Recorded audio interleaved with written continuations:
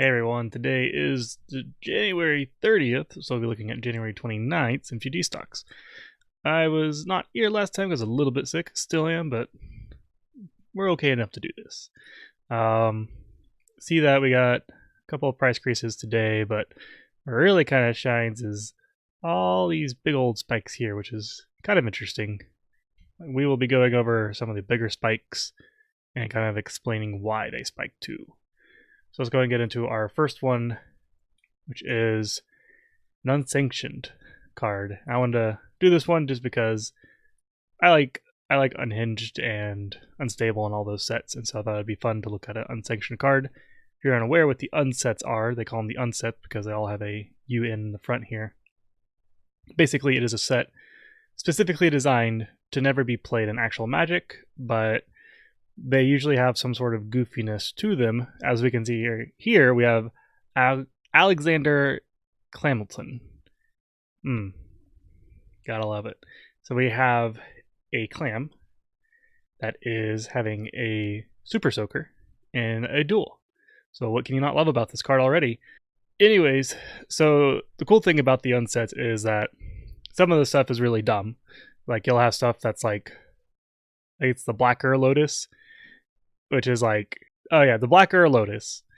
That one is, it costs 0, you tap it, you rip it to shreds, and then you gain, I think, 3 or 4 mana. And then you have like the Black Lotus, I think, which is, you have to pay 15 mana to tap it, and then when you tap it, you get infinity mana. So it does dumb stuff like that. The most recent unset, which was the unstable set, that one was a little bit more reasonable in a lot of their stuff. And I felt like that was actually more of a playtest set, it in the sense of like they had these ideas, they just never actually made it because it didn't work out quite well enough, or they're just a little bit too weird to fit in Magic. But the Unset it worked really well just because it's kind of its own individual thing. But anyways, besides that, so Alexander Clamilton went from $2.99 to $5, and of course this is just, don't worry about these prices, they won't stay. The whole unsanctioned set I wish was much cheaper than it is, just because it seems like a lot of money for a board game. For like, this is basically like Smash Up, it feels. I haven't really played Smash Up, but I have an idea what it does. It's basically combine decks together and you fight each other. That's pretty much what unsanctioned I feel is. But anyways, Alexander Clamilton, he costs 2 colorless and a blue. He's a 0/4 legendary creature, Clamfolk Advisor Rebel. Whenever you cast a wordy spell, scry 2. The spell is wordy if it has 4 or more lines of rule text. Alright. So, like this wordy spell is kind of like one of those unthings that you're going to see. And then its other ability here is you can pay a colorless, a red, you can tap it. Choose target creature you don't control. Reveal the top card of your library. Alexander Clamilton gets +X+0 until end of turn, where X is the number of lines of rule text on the revealed card. Alexander Clamilton fights that creature. Okay. So yeah, it's dumb stuff. So he literally is dueling other monsters by how much text other cards have on them. So it's the kind of dumb stuff that I really do like in it, but you know, this is going to stay in that realm, and that's fine by me. They always have those nice lands and nice tokens. So let's go ahead and get into actual stuff this time, which is going to be our first big spike, which was the Inverter of Truth. This went from 69 cents to $5. And I think this has spiked before from what little bit I read. And so this could be one of those things where it spikes up and then people realize, oh, okay, it doesn't really do that much. And then it kind of just dies back down. But so Inverter of Truth is a 2 colorless black. It's a 6/6 creature Eldrazi. So it has Devoid, which means that it has no color. So even though it has black in its cost here, it still doesn't count as a color because of the Devoid text. It has Flying, so a 6/6 flying for 4, alright. But then he has, when he enters the battlefield, exile all cards from your library face down, then shuffle from your graveyard, then shuffle all cards from your graveyard into your library. So basically, you basically are just exiling your whole library and then shuffling your graveyard into your library. So your graveyard becomes your library, more or less. So you look at this, you're like, okay. The obvious thing is Labman. Labman is if you were to draw a card when your library has no cards in it, you win the game instead of losing. And so that's one way to go, and that's probably why it kind of spiked up before. But apparently why this has spiked recently is because of the new Pioneer format and the new set that just came out, which was a Thassos Beyond Death set. We can go ahead and look at the next card here, which is Thassos Oracle. So this wasn't on the stock list or anything, but we're just going to kind of explain why this Inverter of Truth did spike. So Thassos Oracle, this is an extremely powerful card, I think, and I feel like it's going to be banned, probably not in Standard. If it gets out of control, maybe in Pioneer. But I feel like in Commander, this could get banned. And the only reason I say that is, well, let me go ahead and read the card here. So Thassos Oracle costs blue. It's a 1/3 creature Merfolk Wizard. When it enters the battlefield, look at the top X cards of your library, where X is your devotion to blue. So when you put her out, your devotion is at least 2, because Thassos Oracle costs 2 blue in her cost here. So if you had 2 other creatures that had blue in their cost, it would be 4. Your devotion would be 4 at that point. So let's just say at minimum, we'll just say X is 2 for now, just to make it a little bit easier. So where 2 is your devotion, where X is your devotion to blue, which is 2. So put up to 1 of them on top of your library and the rest on the bottom of your library in a random order. If X is greater than or equal to the number of cards in your library, you win the game. So what that means is that if your library has 2 cards in it, you play Thassos Oracle, you look at those 2 cards, but since 2 is greater than or equal to the number of cards in your library, you'll win the game.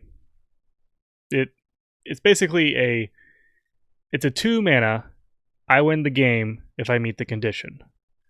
You can kind of compare this a little bit to Coalition Victory. So Coalition Victory cost, I believe, 3 colorless, and then Wooburg, which is white, blue, black, green, red.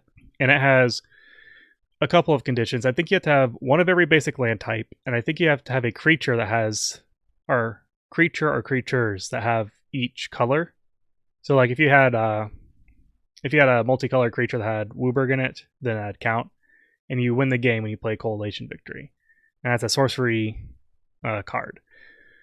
So Coalition Victory, even though it doesn't sound like super powerful, it is banned in Commander only because it is an immediate win card that has very little counterplay unless you literally have a counter spell. Even though the conditions are very hard to set up, it's one of those things where you're like, okay, well, I win. And everybody's like, oh, okay, well, I guess he wins. I'm not going to get into the debate if it should be banned or not.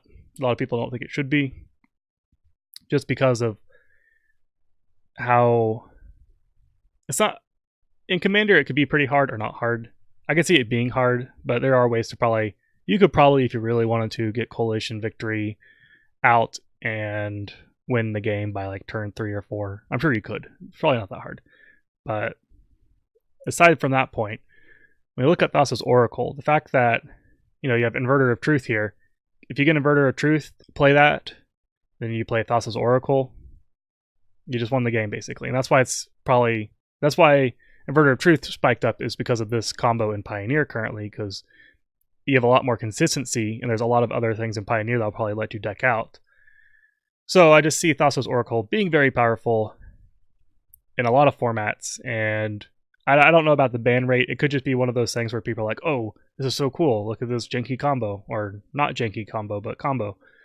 And then eventually it's going to turn into, okay, this is sort of a janky combo. And people will probably counterplay it or whatever, and it may not really be that good after a while. But for now, I see it having some pretty decent potential, especially in CEDH and stuff. But anyways, that's kind of why the Inverter of Truth did spike up, or one of the reasons at least. Let's go ahead and go to the next card here, which is another mill card. This was one of the second biggest spikes of the week. This one is Brain Freeze. Brain Freeze rose from $1.49 to $7.49. And what Brain Freeze does is it costs a colorless and a blue. And at instant speed, you can have target player put the top 3 cards of their library into the graveyard. But it also has Storm. And Storm is a cool effect if you have never heard of it before. So when you cast a spell, copy it for each spell cast before it this turn. You may choose new targets for the copies. So, let's say for instance, you had 2 Brain Freezes in your hand. You cast your first Brain Freeze. That Brain Freeze is casted. It removes the top 3 cards of your opponent's library. The Storm doesn't have any effect because this was the first card you played, and there was no other spells that you casted before this, so the Storm effect wouldn't go off. Then you play your second Brain Freeze from your hand. Since you played 1 spell this turn, that Brain Freeze will go off. It'll remove 3 from your opponent's library, and then the Storm effect will happen, and it'll copy itself because of the other Brain Freeze you played earlier that turn. So, and that will allow you to mill another 3. So, first Brain Freeze mills 3. Second Brain Freeze mills 6. And if you had a third Brain Freeze, you would mill 9. Which could be probably pretty dumb. And the only reason I specifically am using multiple Brain Freezes is because one potential reason why this one has spiked up so much is because there's a new deck.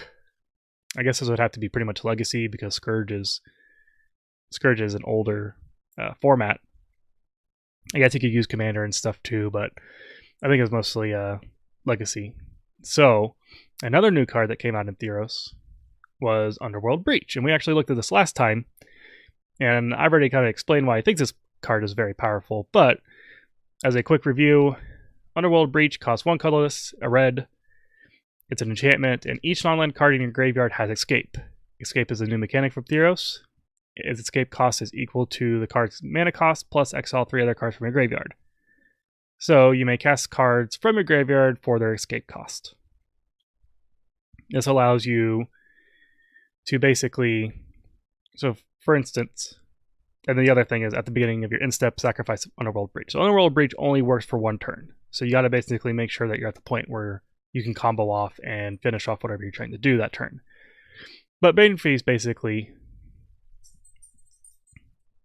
this allows you to keep casting Brain Freeze. You play Underworld Breach first. You play your first Brain Freeze. That Brain Freeze has a Storm stack on it now because you played Breach first. So the first Brain Freeze you play will mill 6 cards. And since it says target player, the other thing to think about here is that you need to have cards in your graveyard to actually use the escape cost. So I guess if you're at a point where you don't have enough cards, you could also Brain Freeze yourself. So it'd basically be like, I mill 3 on my opponent and I mill 3 on me. And then from there, what you do is with Underworld Breach, you cast Brain Freeze for its cost again, and then you exile 3 cards from your graveyard. This will be your second time casting Brain Freeze, but your 3rd spell this turn. So basically it copies for the 2 other spells that you played. So then you're going to mill 9 cards, and then you can mill 12 cards, and then you can mill 15 cards. And I'm sure there's more to this combo, but I think this is one of the big proponents that have recently made it spike, basically. Now this seems more of like a janky combo, but maybe it's more than, maybe has a little bit more depth to it than I think. Because we have to think that Brain Freeze hasn't ever been reprinted, and it might be reprinted at some point in time, but this is all the way back from Scourge, so even if this isn't the best combo, it's hard to find Brain Freezes a little bit just because it's an uncommon old card. But anyways, so if you have a way to reduce your spell cost, so like if you make all spells cost 1 less or whatever, then you're now just paying 1 blue to mill 6, 9, 12, etc. And you just keep going from there. And I think that's where it's kind of getting its price spike from, and from what I read, that seems like to be the case. So it's pretty interesting. I like that Underworld Breach is showing some potential out here, and like I said, even in Commander, even if you don't have like a good combo going off like with the Storm or whatever, I think Underworld Breach is a crazy good card, and I see it being pretty useful. But aside from that, we're going to get out of the MTG stock stuff, and then we're going to go ahead and go into our Commander of the Night, which is Galia of the Endless Dance. So I guess I'll read this first, and then I'll talk about it a little. So Galia of the Endless Dance costs a red and a green, and it's a legendary creature, Satyr. It's a 2/2, and it has haste. So 2 mana, 2/2 haste. Okay. Other satyrs you control get +1/+1 and have haste. That seems really good, right? Giving all your satyrs +1/+1 and haste. So, you're going for more of like an aggro deck. And whenever you attack with 3 or more creatures, you may discard a card at random. If you do, draw 2 cards. So this is kind of interesting. It makes you want to kind of lean towards a satyr deck. And I mean that obviously with this card you want to lean towards a satyr deck because it's kind of the idea. But I feel like it's a slightly disappointing only because there aren't a ton of good satyrs. It's one of those tribals that you really want to try and do. And then when you kind of look into it more, you're like, oh boy, I'm going to have to start putting in really not good cards to make a satyr tribal. And I think it's semi-disappointing that I didn't get a little bit more support. I mean, there's still some decent satyrs out there, but it's not like crazy. I guess the only good thing that you can kind of do is if you go really heavy in token making, I think it could work out. And then the draw cards is good. I wish the attack with 3 or more creatures, that seems kind of rough as well, because like it's a draw engine and gives haste, gives damage increase. It's just, I wonder if this should have been maybe 2 creatures even, because 3 just seems like a lot. But I guess if you are going for a token deck, which you probably should be with this card, then this may be a way to go. There's probably ways to double your tokens to some degree, or if you have cards that can potentially change creature types. I can't think of any right now, but if there are ways to do that, then you can potentially just make a bunch of tokens through goblins and then change them into satyrs, which would be cool. That'd be another way to go with it. But you basically are going to want to try and create as many tokens as possible to get off this trigger of drawing 2, discarding 1 and drawing 2. I think there are some other satyrs out there that it seems like there's like some sacrifice stuff or do stuff with a satyr and get a benefit. And I think it'd have been nice if you could go for a semi-graveyard theme with this, but I think without black or white, it'll be a little bit difficult to pull off. But you might be able to do something with that. But what I mean by like, there's like a satyr, I believe, that you can pay a red, sacrifice it, and then you add 3 red to your mana pool, which isn't great or anything, but those are the kind of effects where it's like, okay, well, maybe if I just had a little bit more graveyard or recursion or something, I could do something with this and make it stand out a little bit more. Now, if anybody is like got a satyr deck and it's destroying people, let me know, because that'd be awesome. I just, at a kind of a first look at everything, it doesn't seem like it'll be amazing. It's kind of like probably like bears, and don't get me wrong, I love me some bears, but it's not going to be like, it could probably fall short pretty easily if you get a bad hand, or it's going to be hard to come back because bears, 2/2 bears. But I do like them, and I wouldn't mind making a satyr deck sometime, but it's fairly low on my list at this point, just because there's so many other decks, not because of satyrs, I guess, but what can you do? Then kind of our random cards of the night, this will be helping out Gaia a little bit, which is Xenagos, the Revealer Reveler. I can't English apparently. So Xenagos here, he costs 2 colorless, red and a green. He has a loyalty of 3, and he's a legendary planeswalker Xenagos. Okay, he's a planeswalker. You can see he kind of got that satyr stuff going. His +1 ability is you add X of mana of any combination of red or green, where X is the number of creatures you control. So if you add 4 creatures, you can add 4 green, 4 red, 2 green, whatever you need. His 0 ability is you create a 2/2 red and green satyr creature token with haste. Okay, that helps out a little bit. You're able to make tokens each turn. be able to get some mana ramp with this, so Xenagos in the Galia deck would probably be pretty good here. And his -6 ability is exile the top 7 cards of your library. You may put any number of creature and or land cards among them into the battlefield. I feel like this one, surprisingly, wouldn't be too amazing for a Satyr deck, because I feel like a lot of your token stuff, like token generation, won't always come from creatures. Especially, like, I don't know how many Satyr generations there are, but I know there's like at least a couple of spells, or like sorceries or instants or whatever. I think sorceries mostly, that can create satyrs. So I feel like this can, I mean, it's still at least ramp and getting some creatures out. And then, it's okay. But I think the mana ramp and the satyr creature token generation is probably where you're probably going to stick with. Now, if you can fit 60 satyrs in your deck, then I'd be semi-surprised. You could probably do it. You just have to sacrifice a lot of things. Probably a lot of changelings and everything like that.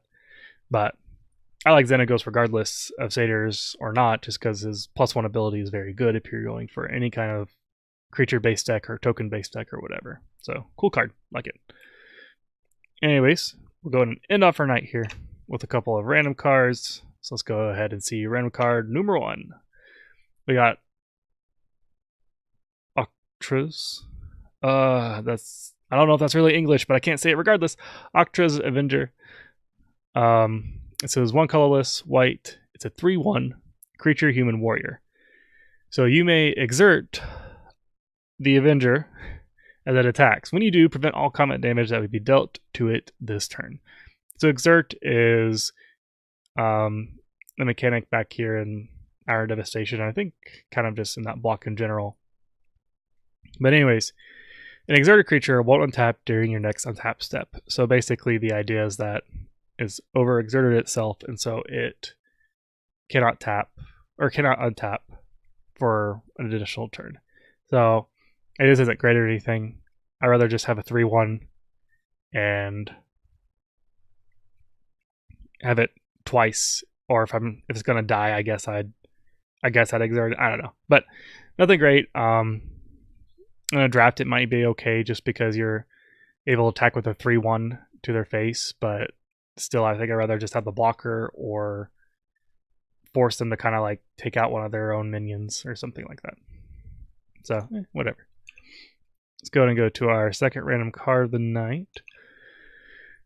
Spire of Industry. This is a land. You can tap it for a colorless, or you can tap it and pay a life. Add 1 color of any color. Activate this ability only if you control an artifact. It's not a bad card. I mean, if you're an artifact deck especially, I mean, for the price that I figured this would be worth more, honestly, but for like $1, if you have an artifact deck, it's pretty good. I mean, if you have a lot of artifacts, the colorless mana, is good for you in general, but then having the ability to have the color if you have an artifact is good too. So, yeah, I don't see anything bad about this. I mean, not much to say on it.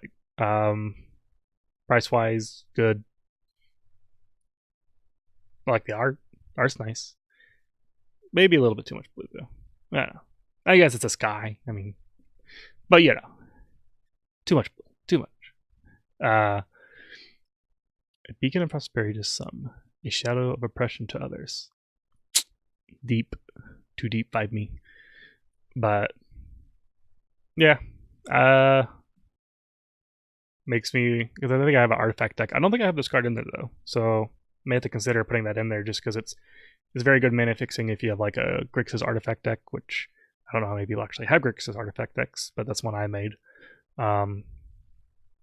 But especially in like 4-color like Breya, I would say. I think she's pretty heavy artifact, so I think that Spire of Industry would be pretty good for her. Help her colors out, and you're probably gonna have an artifact out before her anyways. So good stuff. Anyways, I hope you all enjoyed. I'll see you next time, and have a good one.